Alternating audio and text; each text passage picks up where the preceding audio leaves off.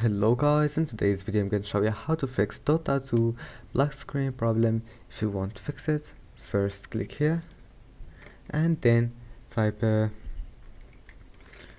background apps.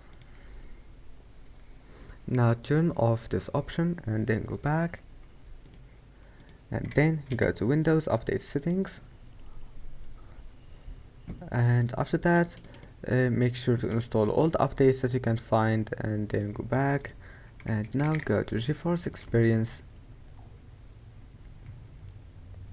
then go to drivers, check for updates and make sure you have the latest update for your graphics card, and then just close it, restart your computer and then open Task Manager, and then just keep scrolling down and close all the applications that you don't need, and that's it. You must know what they do, and I hope that can help you. Don't forget to like and subscribe, and see you in the next video.